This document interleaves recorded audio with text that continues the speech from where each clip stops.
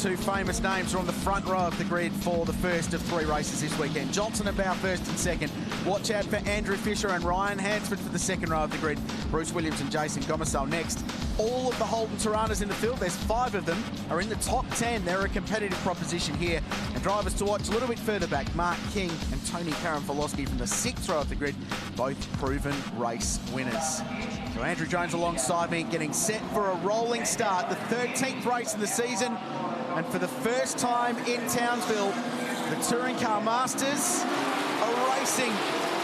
Great start, Johnson from pole, launches the Mustang down towards the kink at turn 1. Look at Bruce Williams in the blue Tirana, looking up the inside of Andrew Fisher.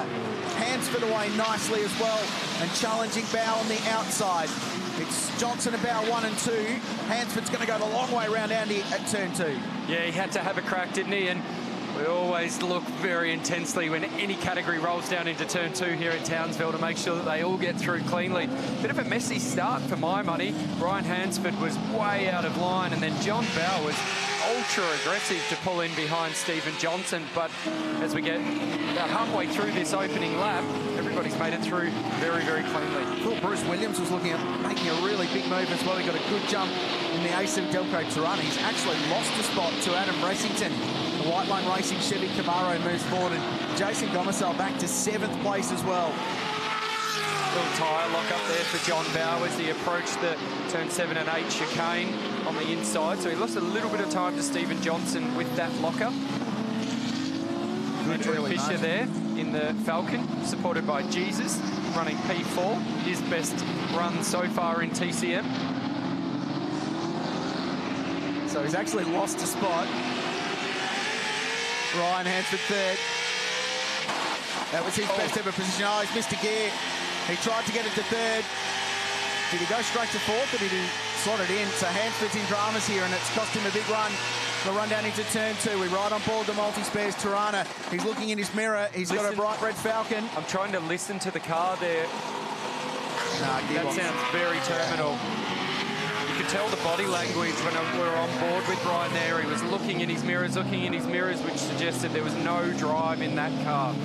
Standing with the crew, guys, and I can tell you, Ryan Hansford, as you can see up on screen, massive gearbox issues. He's just trying to get around right now, and I'll find out if he can continue to run. But right now, issues with the gearbox for Yeah, thanks, Cam. We were on board there with Ryan just as that happened, and it was a terrible shift, so suggests that something's let go inside that gearbox. They do run a dog box, so there are some dogs that help engage the gear when you shift across the gate or through any gear, and it should allow it to slip in nice and smoothly. So the edges of those dogs get quite rounded, and when they do, they sometimes split pieces off, and if those pieces split off, then metal inside a gearbox rotating around very quickly tends to hand grenade itself. Yeah, it's not conducive to going car racing, is it? They've had such bad luck with that car.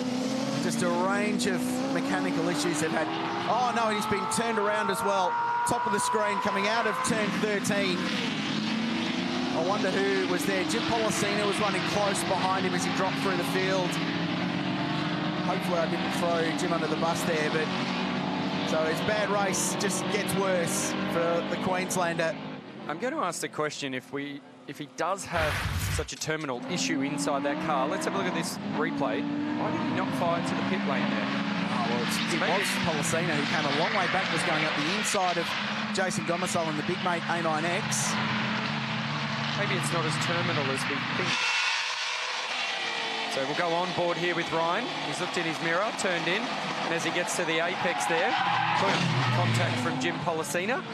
And when you've already got the tyres loaded as much as they'll cop, it only takes the slightest of contact to help you keep rotating.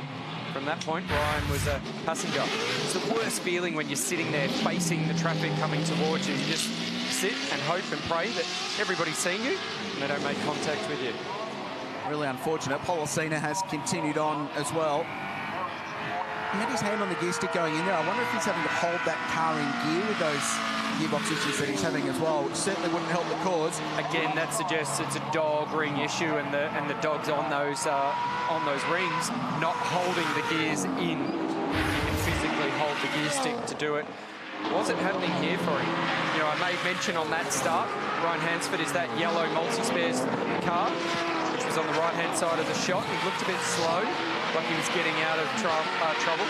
John Bell, super aggressive, went straight in behind Stephen Johnson to cover off the P2 position. They did a nice job of negotiating this fast run down into turn 2. This is Ian Woodward, just his 3rd round in the category, joining at the start of the year from a Trans Am competitor out of Queensland. Cameron Tilley and Wayne Mercer just in front. Cameron's lost a spot. Valiant struggled through qualifying. It's not going any better in this race. Well, that's a good move. Did he pull it off? That's the question. Well, he had a very good run out of there. Queenslanders should get it done into the next left-hander at turn 5. Yeah, good bit of racing.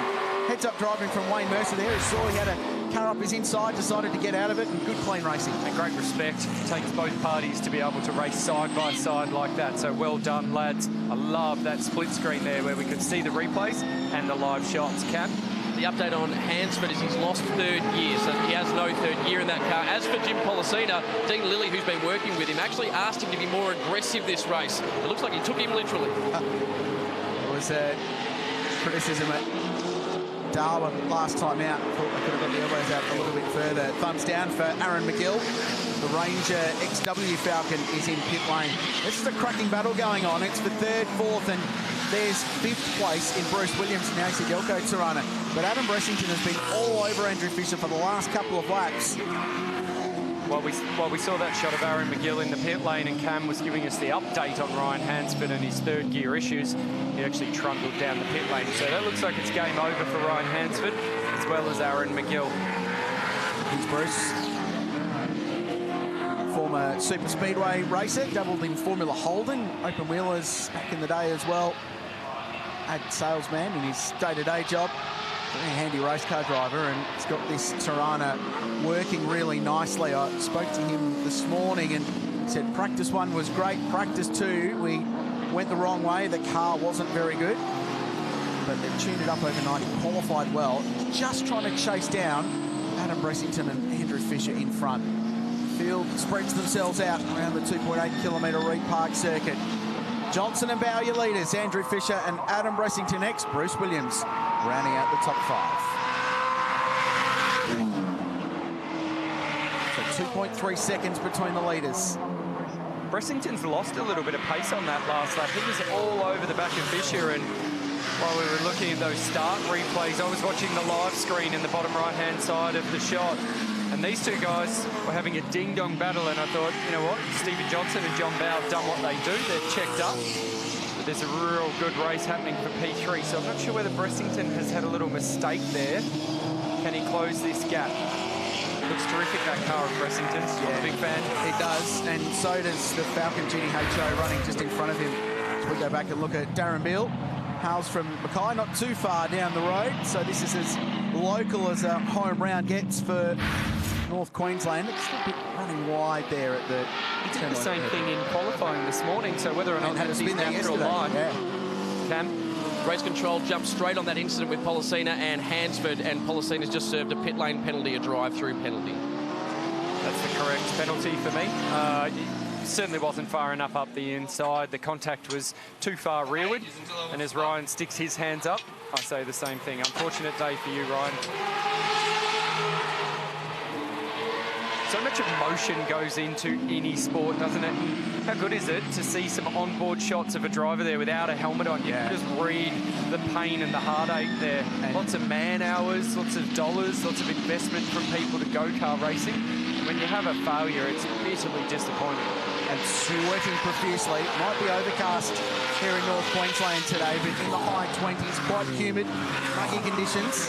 Inside one of these cars with not a lot of ventilation, somewhere near the 50-degree mark. So even in short 12-lap races, these drivers are working very, very hard. I'm quite happy to have a debate with anybody that would like one about the athleticism of race car drivers. It is not as easy as the TV cameras make it look when we go on board. Those guys are working hard. Well, I think that shot of Ryan sweating away, parked in pit lane halfway through the race, was proof of that. Here's Mark King, speaking of Queenslanders. A couple of race wins to his credit in TCM. In fact, broke a 3-year drought up at the last round of the championship at Hidden Valley Raceway. He won the trophy race there.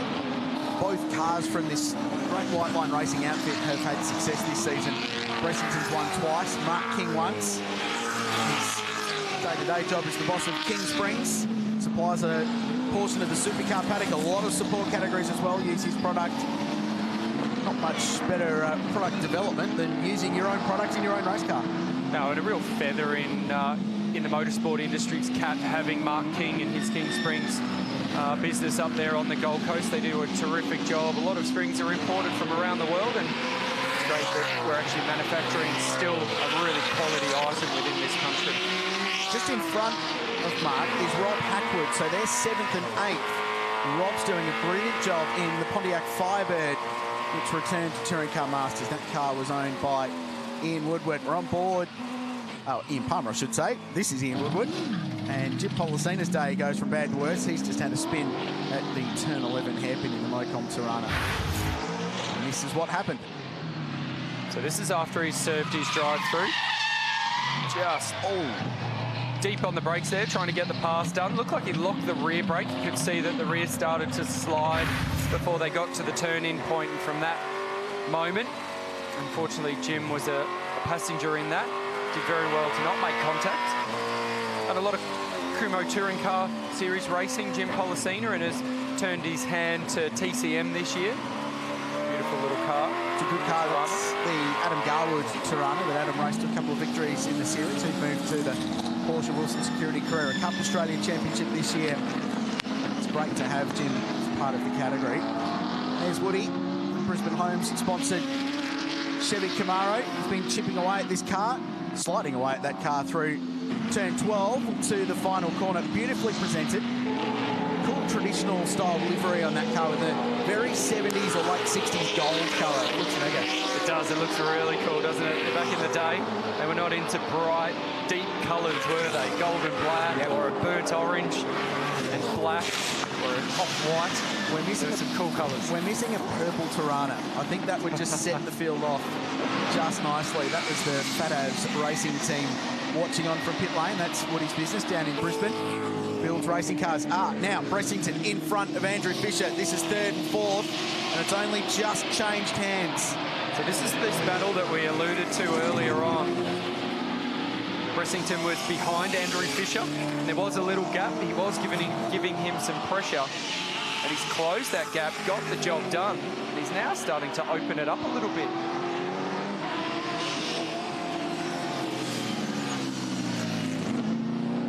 So brilliant driving from Adam Bressington. Started 7th, now 3rd.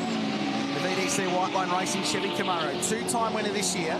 Great consistent weekend for Adam in Darwin last time out.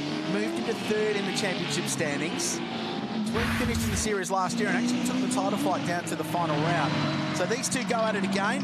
Last time round it was Policina up the inside of Beale. This time Darren just ran a little bit wide at turn 11, and Policina went back up the inside of the bright orange Holden Monaro. Beale again.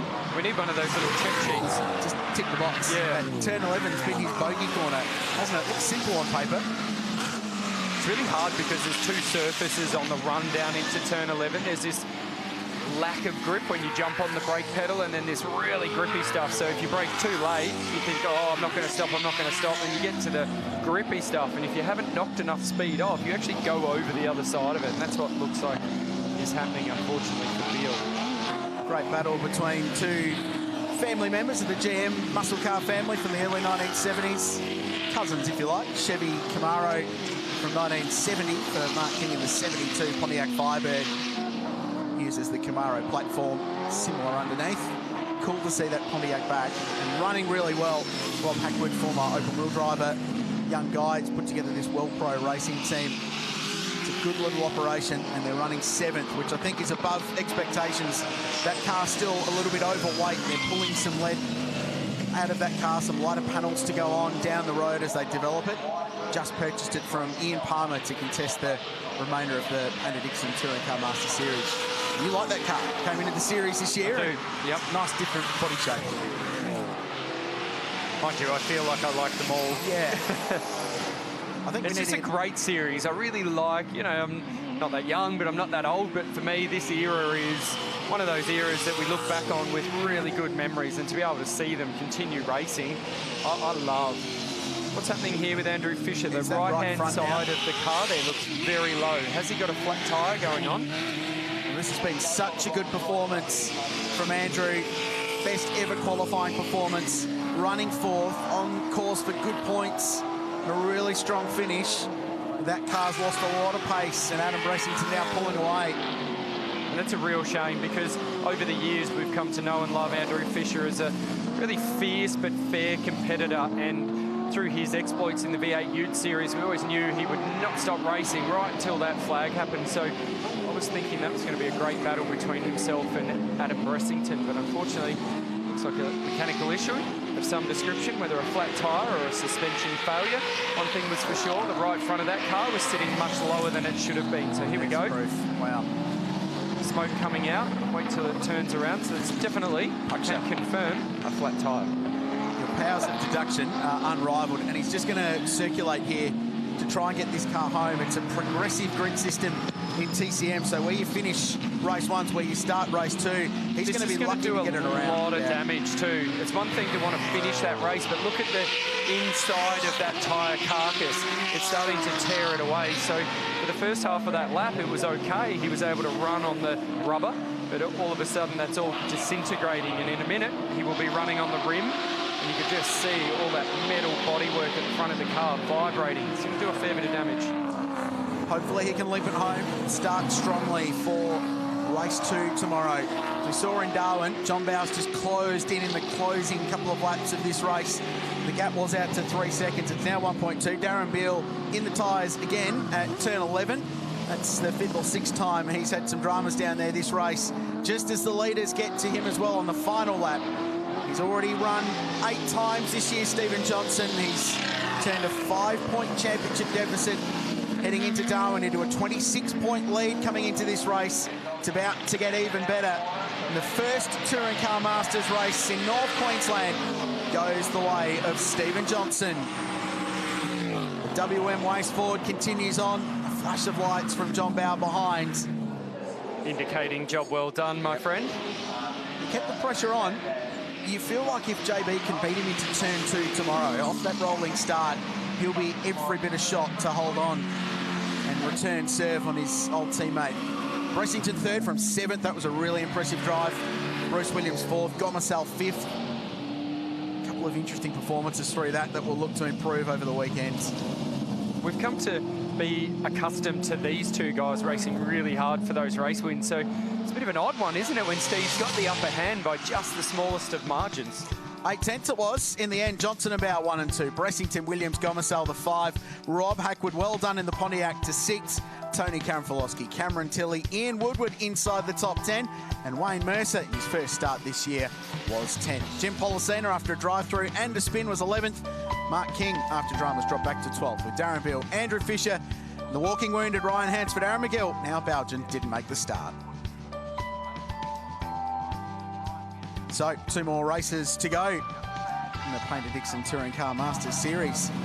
As you said, Andy, it's just so tight between these two. It's a 10th here, a 10th there, and it really is. Whoever gets into, in this case, turn 2 first is a really good favourite to win the race. Well,